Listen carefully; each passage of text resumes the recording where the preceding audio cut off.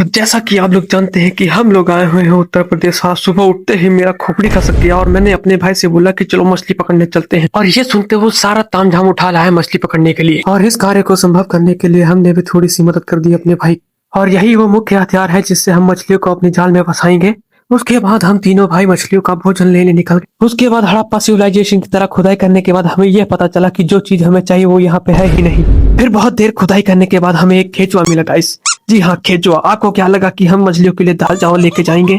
उसके बाद हमने आस्ते आस्ते उठाए और निकल पड़े अपने भाइयों के साथ सफर पर, जो कि इतना लंबा था कि चलते चलते मेरा 100 रुपए वाला चप्पल घिस गया। उसके बाद हमें एक गोभी का खेत मिला जिसमें कि गोभी ही नहीं लगी हुई थी। और यहाँ पे इन लोगों ने अपना खेत बिजली की तारों से प्रतिबंधित किया हुआ है ताकि इनके खेतों में कोई प्रवेश न करे। मैंने करने की कोशिश की लेकिन मैं 1 बीघा दूर गिरा जाके। धीरे धीरे हमारे कदम उस ओर बढ़ रहे थे जिस ओर मछलियों का काल मंडरा रहा था।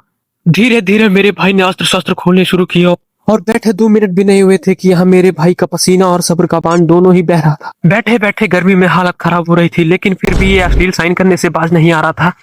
मैं बैठा बैठा इधर उधर देख ही रहा था, तभी अचानक से मेरी नजर उस लाल चुंदरी पे पड़ी जो कि उस मृत औरत की थी जो कि वहां जलाई गई थी। मैं बैठा बैठा टैन हो ही रहा था, तभी मेरी फिशिंग रॉड में थोड़ी सी हलचल हुई और मुझे लगा कि कुछ है, लेकिन कुछ देर बाद हमने एक मछली पकड़ी। ये फिर भी गंदे साइन करने से बाज नहीं आ रहा था। एक मछली पकड़ने के बाद हमारा कॉन्फिडेंस आसमान छू रहा था, लेकिन उसी कॉन्फिडेंस को जमीन छूने में ज्यादा समय नहीं लगा।